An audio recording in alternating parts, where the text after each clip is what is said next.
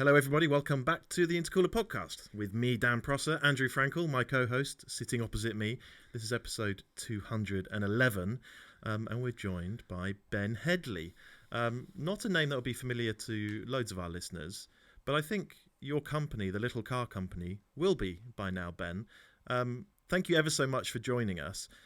Ben, I was wondering about how to describe the Little Car Company, but I realised I don't have to because you're here. So in a couple of sentences, what is it? So we reinterpret some of the sort of greatest cars from the past. So we make slightly scaled down versions of cars like the Ferrari 250 Testarossa, the Bugatti Type 35, which is our baby two, and Aston Martin DB5. The name actually is probably a bit confusing because people sort of say you make toys, and it's a bit we're looking at that at the moment because we don't look at them as toys. We look at them as slightly scaled down classics from the past. Yeah, interesting. And Andrew, do you know, I've never driven one, which we clearly need to put right fairly soon. You've driven many. You drove one this week. I drove one. Yeah, well, yes, as you're listening to this when it comes out last week. Oh, yes. Yes. So that is your new baby blower Bentley. I think you call it the blower junior, don't you? That's right. Yeah. Which isn't that junior at all. It's 85% the size of the real thing. And the real thing ain't small. So this is a car, and it's interesting to hear what you say about the name, because this is a car calling it from the Little Car Company, which is actually quite a lot bigger than quite a few. I mean, I was looking at the dimensions and sort of in the sort of pre-war era. It's about halfway between a pre-war MG and a pre-war Aston Martin in terms of its size. So it's not a small car. So any suggestion that these are just sort of, toys for kids to muck about with, that would be underselling it considerably, I would say. Well, that's it. I think I probably assumed a while ago that they were toys for rich kids, literally little children. They're really not, are they? Did it start out that way, or was that never the plan? Well, I was lucky enough to win a contract with Bugatti. Back in the 1920s, Atwari Bugatti had made these half-scale versions of the Type 35, the world's most successful race car. And they wanted to bring it back for the 110th anniversary. But these were pedal cars for kids, or they were electric, but the electrics were sort of fairly dangerous, like these glowing rear stats. Yeah. So we looked at remaking those, but they were too small for 8-year-olds. So I approached Bugatti and said, look, can we do this a bit differently? Can we make it 75% scale? Because we think we'll be able to squeeze an adult into it as well. And we think they'll have more longevity. And rather than just make a toy, let's take the original Type 35 Bugatti, scale it down, keep the same geometry, keep as many of the original parts respectfully as we can, and then bring in some new bits as well. And so we did. And we sort of took them the first prototype and their jaws were on the floor because they thought we were literally going to make something fairly simple. But we ended up making this 75% scale Bugatti Type 35 that'll do 45 miles an hour and more. And it looks like the absolute real deal. And I think when people go to Bicester and they look around the factory, I think it is the quality of the work that you do there which probably stands out most. And of course, the point being is that companies like Bugatti and Aston Martin and Ferrari aren't going to do business with you unless they feel that the product you produce is going to be fully worthy of the very blue-blooded badge that's on the front of them. And so these are not sort of mock-ups, little things that come in a box and you can put together. They are works of art, I think, in many ways, as much so as the originals were in the quality of the craftsmanship that goes into them. But Ben, just tell us, how did, you said you went to Bugatti with us. Why did Bugatti even answer the call? What had you done to establish your credentials that a company like that was prepared to take you seriously? Or did they come to you? And if so, why? Strangely, they came to us. So I trained originally. I did a couple of degrees in engineering, and I wanted to be a car designer, but unfortunately, can't draw very well. So I ended up as an entrepreneur and as a management consultant, innovation consultant. but I'd started a couple of businesses, and one of those was importing these sort of scaled down go-karts with fiberglass bodies on top from the Far East, and they weren't reliable enough for me, and I was in the process of closing the business down. They weren't fully sanctioned. It didn't sort of What sit were they quite well. called? We called the company Pocket Classics back in the day. Um, and yeah, they were okay, but they were unreliable. They broke down, and so they looked fantastic. But we reached a stage where I was just closing the business down, and 2 weeks before the website went dead, I got an email from Bugatti. They said, "I don't suppose you could help us give ourselves a 110th birthday present, could you?" And I think to this day, I still joke. What I should have done is had them cheaply designed in China, knock them out, slap a Bugatti badge on, and then disappeared off to the Maldives with a suitcase full of money. Um, Would have been a bit but easier, wouldn't it? yeah, it would have been much easier. But no, we did what I like to say is a proper job. Yeah. So we did go back to the source material. We took a scan of every part of the original Type 35, and where we could, we made it 25% smaller. Um, Things like the obviously the motor came out. We put in an electric powertrain, but yeah, it's as authentic as we can get, down to the speed key from the Chiron. The Macaron, the badge on the front, is made of solid silver, like it is on a Chiron as well. And it's just trying to get those details right. Listen, there are so many avenues I want to go down here. I want to understand how you go about scaling down these iconic cars, how you get them right. I want to understand what kind of facility you have at Bicester Heritage. I want to understand how you get Ferrari to license their IP to you. There's so many different things I want to talk to you about, Ben. I actually want to know a little bit more about you first, though, and your background. So you told us that you did study engineering at university because you couldn't draw. I can't draw either. I didn't study engineering because I'm not clever enough.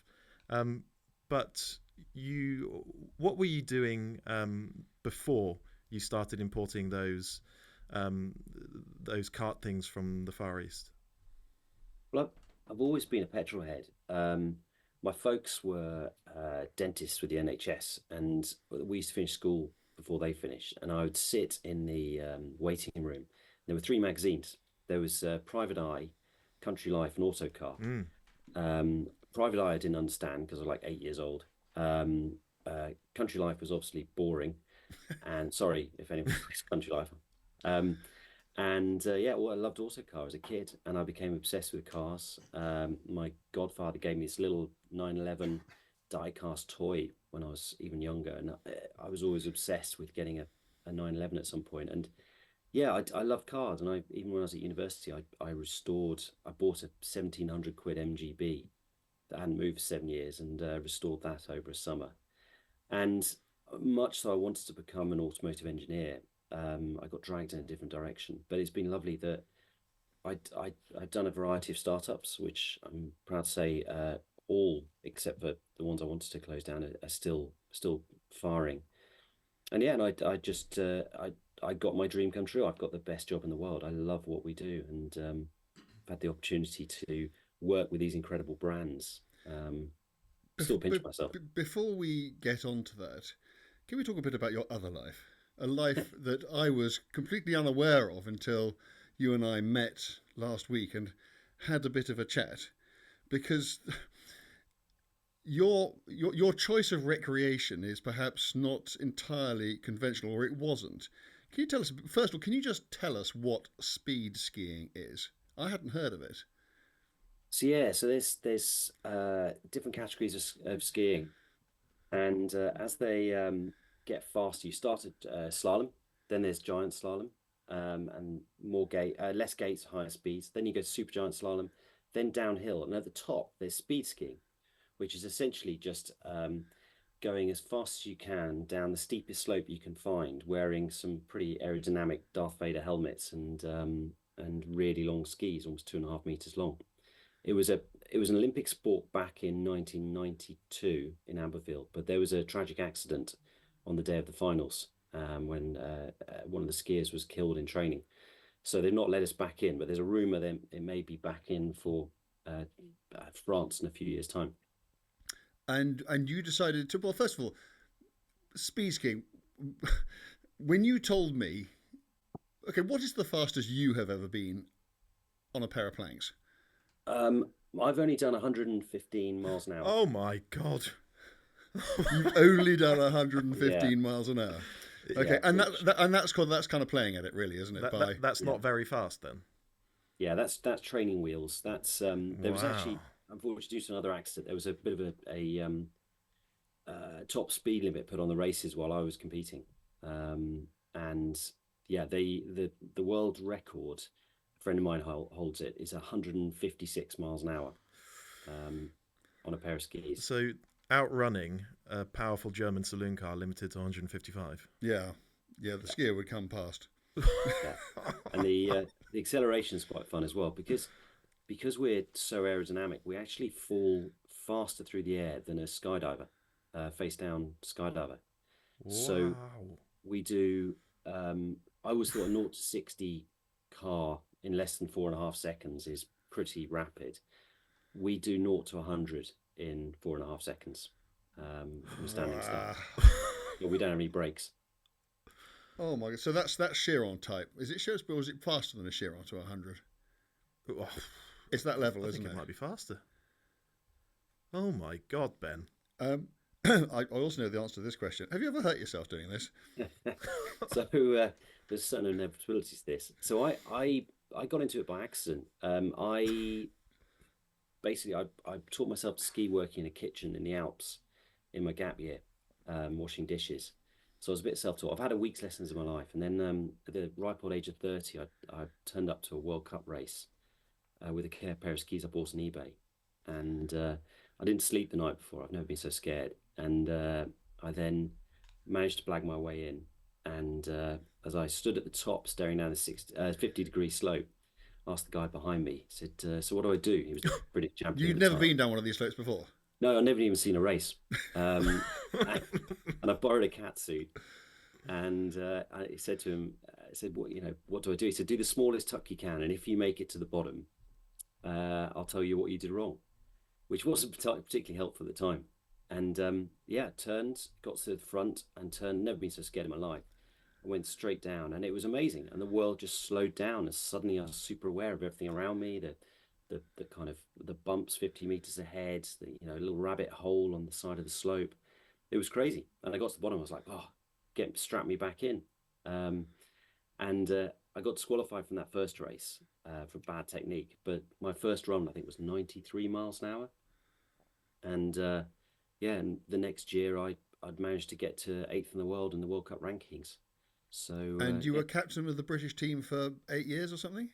Yeah, and I was in the team for 8 years. I captained for a few years as well. And I was going to retire. Sorry, Andrew, didn't get to your question, but yeah, I was going to retire on the day on my 40th birthday.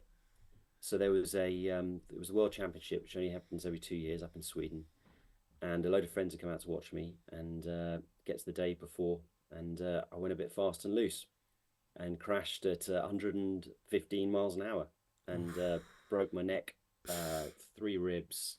I took an inch out of my ulnar because it hit a ski, and it's knocked out and helicoptered off the slope.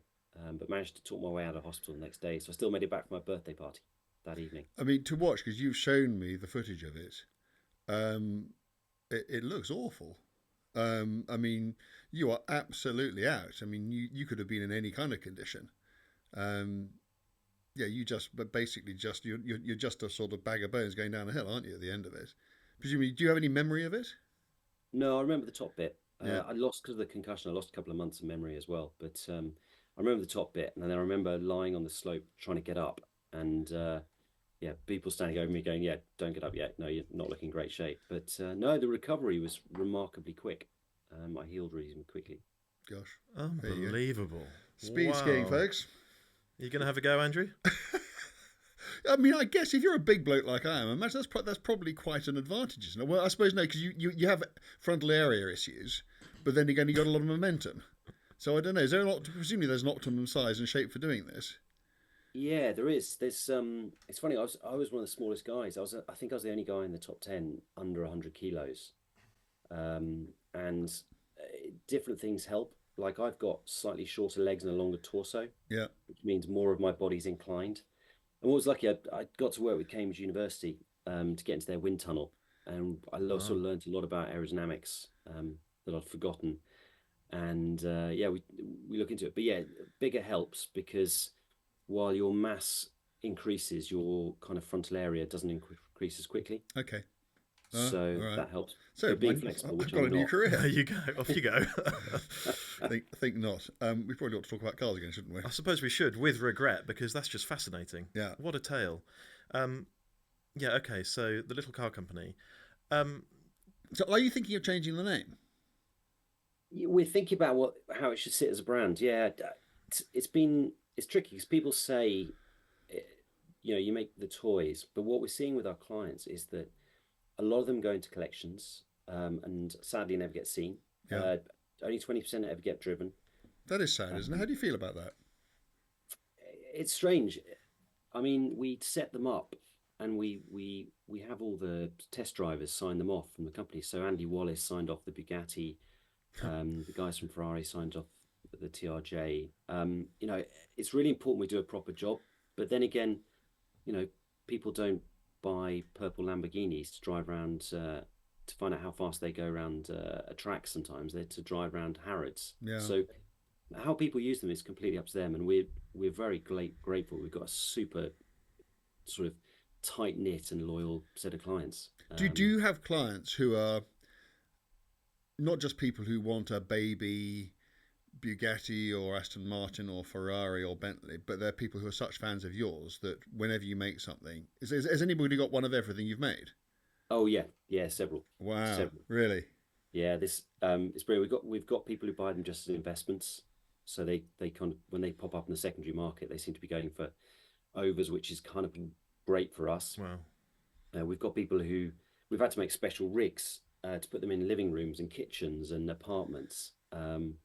Which is quite nice, because I guess if you're a huge fan of the 250 Ferrari, it's quite hard to have one in your living room. It's a lot easier to get one of ours through a door on its side. Yeah, a lot less oil on the carpet too. Now these are. I hope you don't mind me saying this, Ben. There are two ways of looking at the little car company. I think, on the one hand, you do produce ultimately playthings for wealthy people. They're expensive cars, 6 figures, some of them. Not all of your stuff, and we'll come on to the other bits and pieces that you're doing. Not all of it's at that kind of level.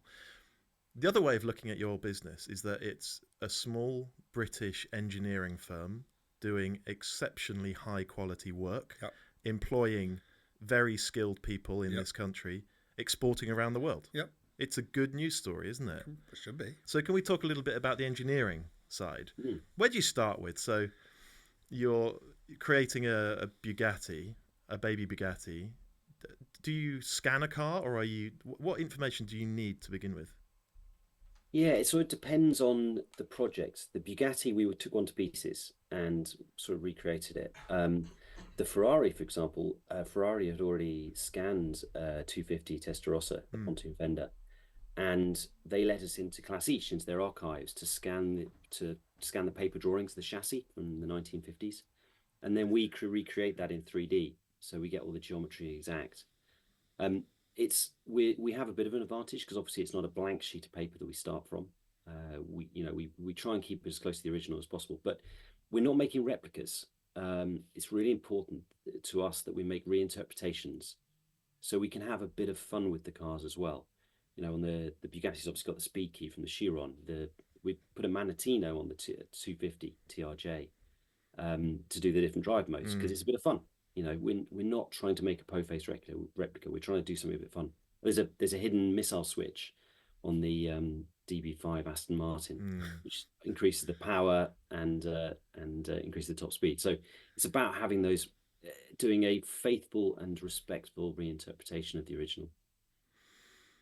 I want to understand how the Ferrari thing came about, because I think the perception is that Ferrari very jealously guard their IP. Oh, there's no perception at all. They absolutely do. Okay, good. Yeah. So how did that come about, and what was the conversation with those guys like? Yeah, it was quite funny. The week before I went to the meeting, you guys were talking on this podcast, and I chuckled because Andrew said, Ferrari are the one company who will never do a 250 continuation. Yeah. As I was heading on a flight to Milan, thinking, I'm technically still just about right, but anyway, go on. Yeah. No, I went to this meeting in Milan, and met them. And I had the presentation ready to go, saying, "Hey, there's 3 cars we'd love to work with you on." And they'd heard about what we'd done with Bugatti, and they said, "Don't worry. No, we've chosen the car we want to do with you." And I suddenly thought, I think I'm sort of 5 minutes into this meeting, I think we might have just won a contract with Ferrari. And we sneaked in.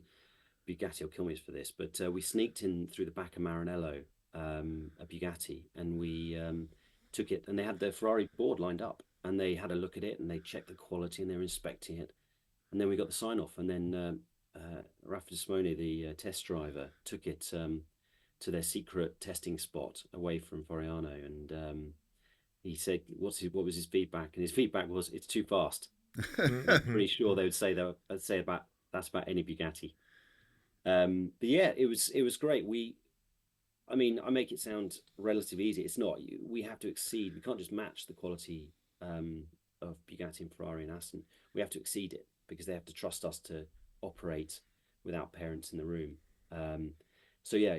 Do they send people over periodically during development? Do they just say, right, go and do this, or do they? I mean, how? I guess it must differ from manufacturer to manufacturer, but how hands on do they tend to be? Well, it's changed over time. When we first worked with Bugatti, the contract that we signed with them was designed for T-shirts, and sort of that kind of licensing deal. And as we got into the process, they became more and more engaged.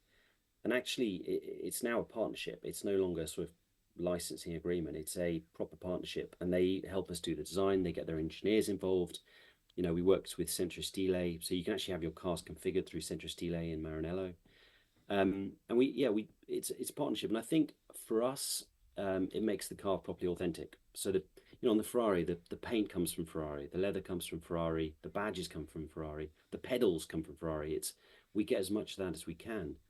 And for Ferrari, what it does is it helps them engage with the next generation of customers, because while we aren't making toys, we do know that some of our clients will teach their kids to drive in these cars.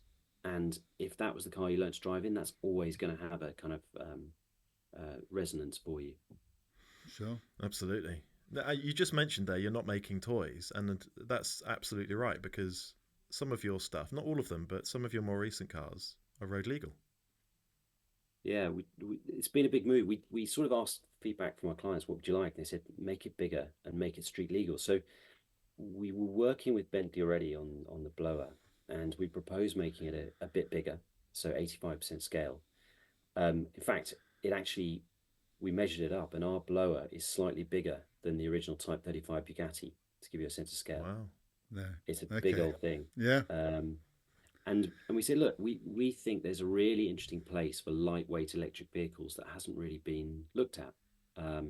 I think the concept behind things like the Renault Twizy, Citroën Ami, fantastic, but it doesn't feel like there's a premium sort of option there. And so I set the guys, set them task, let's make the ultimate pub car.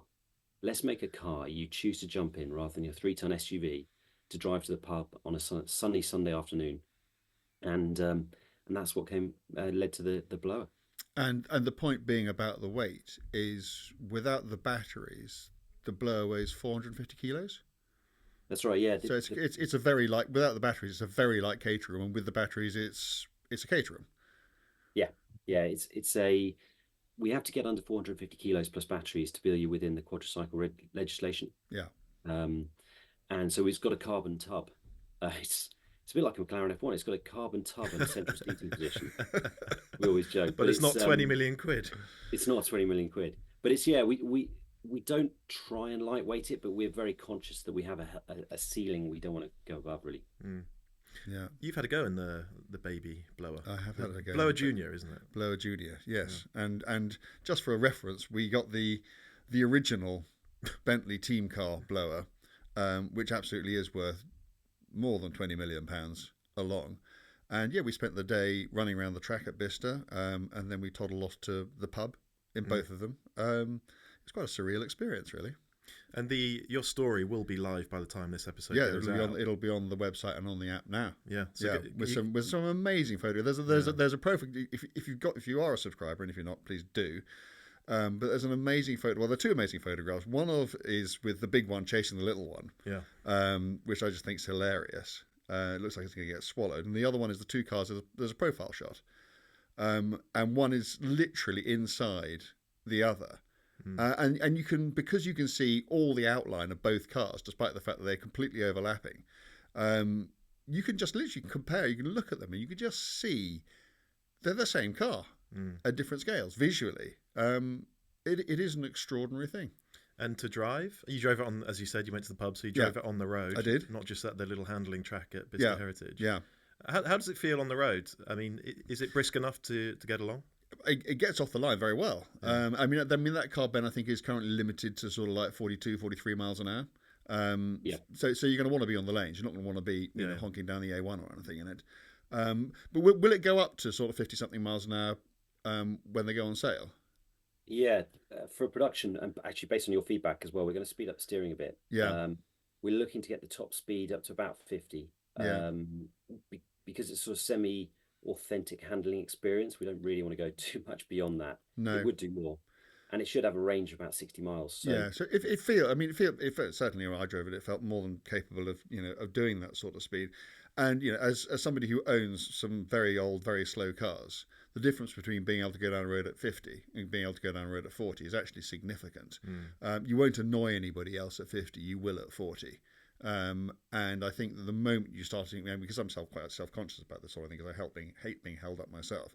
The moment you're looking in the mirror and you're seeing a queue of traffic queued up behind you, that's not a lot of fun. So I think if they can do sort of 50 odd, then I think that's fine. And it's just such a delightful way. I mean, it doesn't feel like the old one insofar as it couldn't, because it's a quarter of the weight. But what it does do is it does have an authentic vintage feel. Because it's still on leaf springs and it's still on lever arm dampers, all that attention to detail. And the important thing is that you produce that feel, and so people really get that sort of insight, while at the same time still having a very credible thing which doesn't sort of wander all over the place when you get on the road. And it doesn't. It's absolutely fine. Pleased with that feedback? Yeah, it's great. And how does it stop, Andrew? Oh, that's it. Okay, the brakes are not like vintage car brakes. Oh no, I remember this from your story. Yeah, it does actually stop. It's got Ducati brakes on it, isn't it? So yeah, we've got some Brembos on there that come off the back of a Ducati Diaval. So A, you've got proper brakes, and B, they're stopping a quarter of the car. So, I mean, the brakes are ridiculous because in your mind you're looking at those skinny tires and in your head you're thinking, well, this is going to brake like a 1930s car, and I know what they brake like, and they are very, very limited. And then this thing stops. Fantastic. Yeah. So how do you think people are going to use these? Are they going to be, I don't know, bankers tooling around the West End of London in these things, or are they going to mostly live in collections and get used on the country estate or something? We honestly don't really know. I mean, I've driven it. I got to drive it at Pebble Beach last year when we announced it, and I drove it for an event in St Moritz. I get to hang out in all the nice places. Nice, yeah, lovely. And every time I've driven it, there's been so much goodwill. So people just pull their phones out. It's not a flashy car. It's respect for the original. People coming up, going, yeah, is that a 28 or a 29? But no, it's a 23, 24.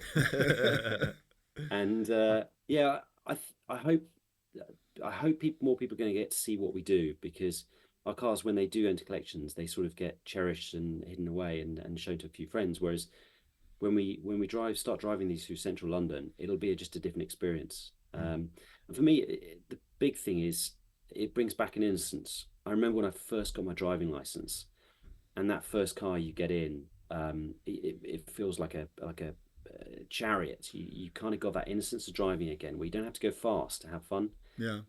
And that's what we're trying to capture.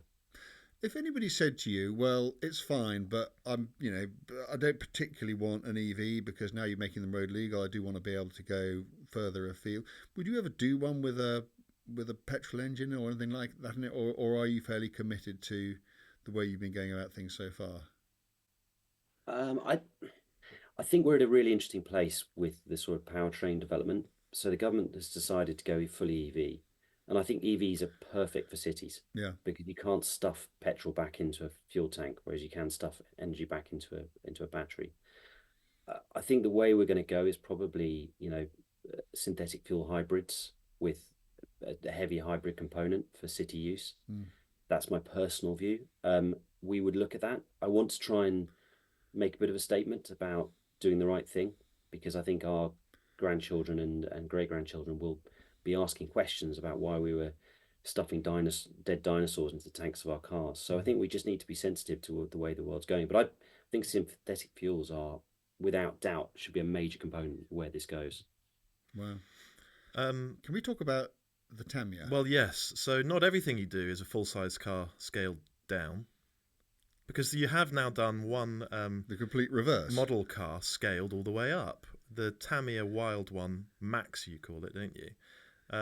I mean, so many people will have had a Tamia as a kid and loved their Tamias. And now, if they want to, they can go and buy one to drive themselves, which is what you always dreamed of doing as a kid, wasn't it? You wanted to drive your RC car. Yeah. Talk to us about... That was the only problem with it. You couldn't drive the bloody thing once you spent all those days putting it together. Yeah. Well, now you can. Yeah. So this is a pub conversation got out of hand, and then there were no adults in the room. I understand now. No grown-ups around to stop you. It's all making sense. Exactly. So, again, one of our structural things of the business is that it doesn't necessarily sit quite right next to the Ferrari. So we're looking about how we might reposition that. But no, it was my childhood. It was the nostalgia for the 1980s. It was, many sort of famous Formula One designers, for example, quote the Tamia as where they learnt how engineering worked. And the Wild One was the last of the sort of vaguely proportional ones they did. They started to get very small cockpits, like the Hornet and things like that. Okay. And so it was the last one we could get 2 full people in. We originally thought we were going to try and make it cheap as chips, tiny little battery, and try and get it for under 10 grand. And all the feedback from the clients was, we want it to be road legal, and we want to be faster, and we want 2 seats definitely. And so we kind of listened to all the feedback, and it's become quite a big thing now. It's 1.86 meters wide, and it's a proper 2-seater. We've had it 2 foot off the ground in testing off road. We're starting off with a launch edition. I think we're doing like 99 launch editions, which are going to have quite a high power powertrain, all the bells and whistles. And after that, we're going to try and do kits. We're going to try and get the cost out, have a little bit less power, something a bit more for poodling. And it's brilliant fun. And I have to admit, Dan, because I know you put down a deposit, I did let Andrew have a quick drive. I wasn't going to mention that. I have absolutely not mentioned that. Well, yeah. So it was a prototype. It was a prototype. It was a little whiz round a car park. It was no more than that. Sadly, now's not the time for me to be spending money on toys. But I was so fascinated when I first saw it. I thought, oh my God, I need to know more about this. So how powerful might the all singing, all dancing one be? So we started off.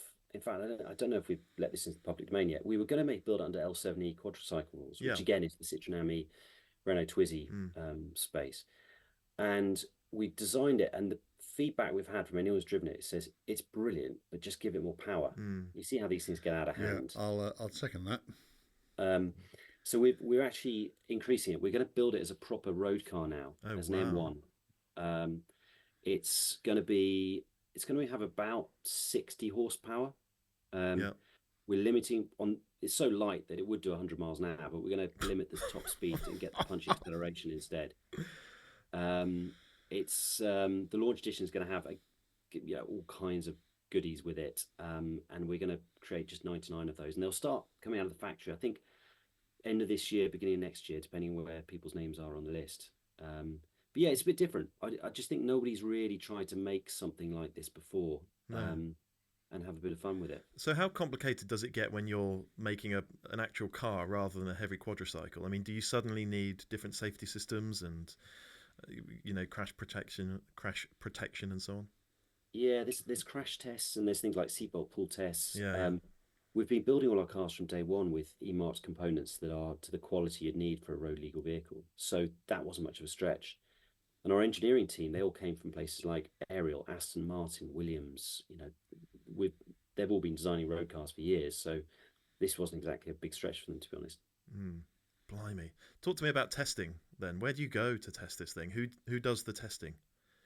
A bit of variety. We're lucky at Bicester Heritage. We've got this test track on site. It's a short. It's only a kilometre long, but we've also got a rally school just over the sort of fields, which is the London Rally School based in Bicester. And we use that. We're going to be testing on the road very soon because we've got some great Cotswold roads around us. So it's a variety, and we put it through a proper durability tests. Even the Ferrari, which wasn't designed for the road, we put that through 6,000 miles of durability testing before we released any to the public. Wow. And that's a single vehicle. So yeah, we try and do a proper job. Are these cars, are they little car company baby Bugattis or little car company TRJs, or are they Ferraris and Bugattis? I mean, can these cars be ordered from Ferrari and Bugatti dealers, and are people entitled to think of them as being those brands? Are they official models, so to speak? You can walk into a Ferrari dealer and buy one of our TRJs tomorrow. They're sold by the brands, they're acknowledged by the brands, they are models. We've got a website, we've got a page on the Bugatti website, and we're very proud of it. We're not going to try and claim that we invented the original designs, so that they belong to the brands. And when we develop the cars, it's been a partnership. It's not been a kind of like we're making a t-shirt with a logo on. We've engineered these from day one with the brands, and they've helped with the design, and they've helped with the specs and everything that goes with it. So no, we're proud that they're a good partnership, and it's unusual because we don't think anyone's done this before. What's interesting to me is that these marques are very happy and eager and willing to work with you, even though you've worked with the other ones. Manufacturers can be quite a chopsy bunch sometimes. Snippy. Yeah. And you could almost hear Ferrari saying, well, we're not going to work with you because you've worked with Aston Martin. Absolutely. But they all seem to want to. They've been really good. I think they realise we need a critical mass to be able to pull this off. If we could only do the Bugattis, we'd finish the 500 production run and then just stop. We have to be sensitive. It's very rare that you'll see all three models or four models with the James Bond car parked alongside each other. We are extremely respectful of that. And whenever I speak to Bugatti, because they were our first, obviously, I phone up our partner there, and it's always a bit like you're phoning up your ex-girlfriend and saying you've got a new girlfriend. And he finds that quite entertaining. It's an awkward conversation. But no, the brands have been brilliant. They've been really good, really supportive. And they've been a pleasure to work with. You're at Bicester Heritage. And actually, if people have been to the Sunday Scrambles, they almost certainly will have wandered around and seen your place, perhaps with a couple of your cars parked out front. Why Bicester Heritage? Why is it the right place for the little car company? I mean, I'd heard about Bicester Heritage before we went to visit there, and I was blown away by it. They've done such a good job of creating this sort of automotive campus. They've managed to respectively sort of restored all those classic RAF buildings. And then they've built the new ones on top. They've got the test track. They've got huge plans for the future. I mean, they're not short of ambition. And they're pulling it all off. The frustration for me is I walked in and it was just the perfect place to be based. But I live about 100 miles away in South London, so it's generally a pain in the arse to get to. But it's a great place. Yeah, it would be great if it was a bit closer to us, wouldn't it? Yeah, that would be. If they could move it. Yeah, guys, if you wouldn't mind. Bring it down towards Bristol, that'd be really convenient. So what's next then for the little car company? I mean, I know you talk about Bicester's plans, but your plans are enormous as well. Yeah, we're sort of looking at the two sides of the business. Well, three sides of the business, I guess. We've obviously got the cars we do with Ferrari and Bugatti and Aston Martin. Are they all limited in number? Will those all come to an end? Yes. And then will you then do other versions of other products of theirs? Would that be the plan? Yes, that's it. So we're going to make, I think, 500 Bugattis. We'll only make 299 Ferraris. And these are numbers that you agree with the manufacturer in advance? That's it, yeah. And how many Bugattis have you made so far, roughly? I think we've had about 240 out the door so far. Okay, wow. And we're still building them at quite a rate. Yeah, no, I saw. So yeah, we'll stop and then we'll do another project with them. And we're looking, obviously, we're speaking to other brands, and we've got some really fun stuff coming up, if I'm honest, in the next year or two. From the Tamia side of the business, we're speaking to some really interesting companies about reinterpreting other left field options, let's say, because I do think there's a place for these lightweight electric vehicles. I'm a petrol head through and through, but when I'm driving through a city, I don't need 600 horsepower. I don't need, a 400-mile range. And I think we can respectively reinterpret classic designs all at full size and integrate integrate an electric powertrain, but not by doing a sort of resto mod where you take out the flat six of an old 911. I think you can reinterpret them with modern safety technology, handling, suspension, and do something quite interesting. So I'm sounding like I'm being a bit vague there, but we've got some really fun stuff lined up. You can't give us, not specific names, but a sort of for instance of the kind of areas that you're looking at. Yeah, for instance, I must admit, if I went on holiday and I'm staying in a sort of beach resort, I would love a very cool beach car. Yeah. To sort of poot around in. That like a beach buggy always or a start. Moke or a Mahari or something like that. Yeah, that kind of thing. I think there's some brilliant examples of that from the 1960s before cars got too big and too heavy. Yeah. We're also sort of looking, because we know our cars are expensive, because if you're sticking solid silver badges on the front of a Bugatti and engineering it kind of gets a bit expensive to do. So we are again looking at how we can maybe get some more affordable models out there. Can you do something for 20 grand? Yeah, that's the kind of place we're looking. And if we could, from day one, we always hope we might be able to race the cars. Oh my God. Here we go. Because if I look at electric motorsport, you've got sort of electric go-karts and you've got Formula E, but there's nothing really in between. So if there was something which had the sort of driftiness of Goodwood Revival with some classic shapes but with electric powertrains, so they just start and you can balance them and there's not this arms race in motorsport, you can keep the costs a bit lower. There could become something quite fun there as well. I think you're going to become a car manufacturer if you're not already. I like to think we already are. We have to get properly registered, so we put chassis plates on. And I must admit, I had to pinch myself when they put the first chassis plate on a Bugatti when it came out of the factory, and I was like, "We are actually a car manufacturer. How did that happen?" Are you gonna? I mean, it sounds to me like you're going to be building ever greater number of, for want of a better word, of cars or quadricycles, whatever. There, are you going to run out of space? Have you got the? Have you literally just got the ground that you need to be able to do all of this? It's a battle we're constantly fighting. What we don't want to do is do that kind of expand too quickly. We'd much prefer to just not get too greedy and just. And let's not forget. I mean, how long has the little car company been? When did you deliver your first car? 3 years ago. 3 years ago. So just post-COVID. Yeah. So I mean, goodness me, you've not been hanging about, have you? No, we've got about 430 cars out the door so far. Yeah.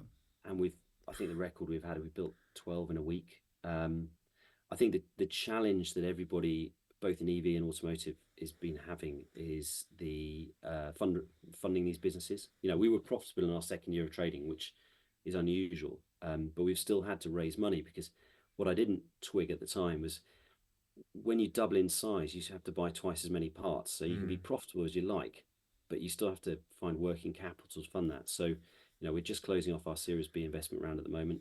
And unfortunately, some of the other companies in the area haven't been so lucky. We've heard of places like Lunas, who have very sadly shut there's guys like Saeta, who have had to go into administration, Cake Motorcycles. There's all these great companies, but recently the market has turned against them. So it's a hard thing to do. Yeah. Blimey. Gosh, it's a heck of a story, isn't it? It's a great story. I think the little car company, I think, is a great story. Thanks for sharing it with us, Ben. Yeah. It's been really good fun to hear about the business, hear about the cars. And the skiing. And the skiing. That blew my mind, actually. Yeah. And it does tell me I was a bit surprised when you told me. It does tell me that you might be a little bit unhinged, but maybe you need to be to take a punt on something like the Little Car Company. But all power to you, and many congratulations for a really fun and, by all accounts, successful business. Yeah, and many thanks for coming on. It's great to chat and sort of share what you've been up to, and best of luck for the future. Thank you, guys. Much appreciated. And I will be there when you have one of the full power Tamias and a rally school. Let me know and I'll be there because I really want to have a go. That sounds fantastic. Ben, thank you for coming on. Everybody, thank you for watching. Thank you for listening. Please remember to subscribe to the YouTube channel if that's how you're watching. Please remember to subscribe or follow to whichever podcast app you're using. It means you don't miss an episode. It really helps us as well. So please do that. And we'll be back here next week. Bye.